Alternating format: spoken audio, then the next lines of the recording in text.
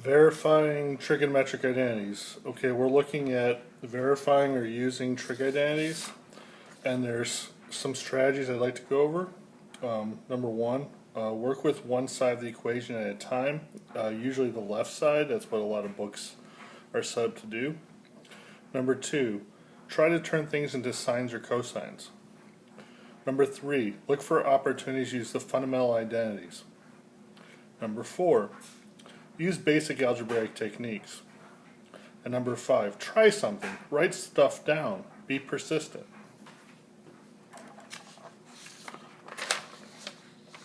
Okay, now let's look at problem number one.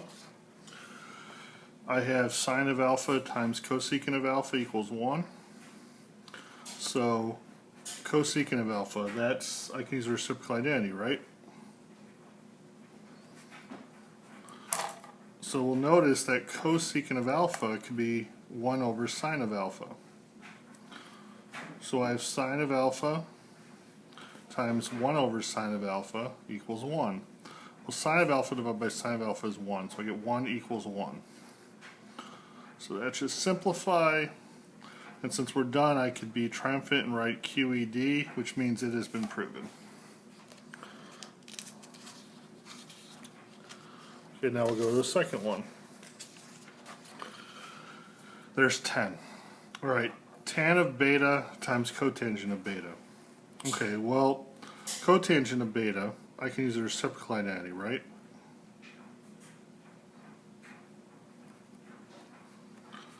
And so I have tan of beta. This right here can become 1 over tan of beta. Now when I divide or simplify,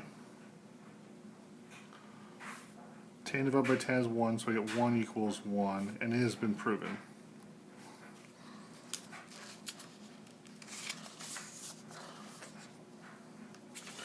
Okay, number 3. See here, above and below, we have some cofunction identities.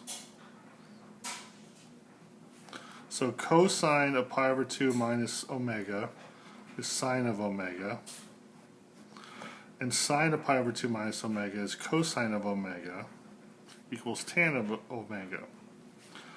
So now, since I have sine over cosine, I could use my quotient identities.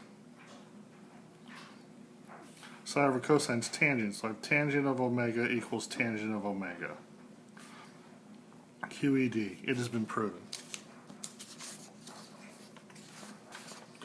Number 4. Okay, I see a tangent, and I'm trying to prove a secant, so tangent, I'm going to just try using my quotient identity there. So this, I can replace this tangent with sine of delta over cosine of delta. So I have cosine of delta plus sine of delta times sine over cosine of delta equals secant of delta. Well, I'm just going to distribute or multiply.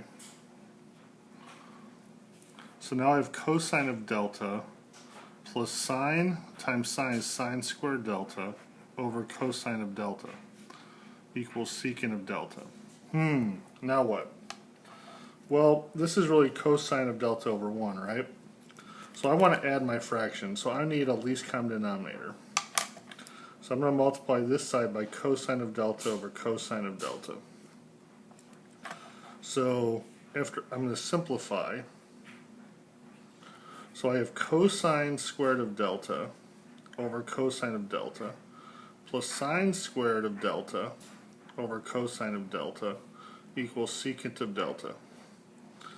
So I'm just going to add. So I have cosine squared of delta plus sine squared of delta over cosine of delta equals secant of delta. Now, cosine squared plus sine squared, that should be something you recognize. That's Pythagorean identity. So cosine squared plus sine squared is 1. So I have 1 over cosine of delta equals secant of delta. Okay, well 1 over cosine is a reciprocal identity again. I get secant of delta equals secant of delta. Okay, I think we have time to go through one more on this part of the video. There'll be a part 2. Alright, so I have cosine squared minus sine squared on the left side, and I have 1 minus 2 sine squared on the right side. So I would like to do something with this cosine squared of gamma. These are gammas. Okay, so I'm going to use my Pythagorean identity. Well, one thing you got to realize about the Pythagorean identity is it's sine squared of u plus cosine squared of u equals 1. And if I want, I could subtract sine squared of u from both sides of the equation, and then I get cosine squared of u equals 1 minus sine squared of u. And if I use that here, but it'll have to be gamma,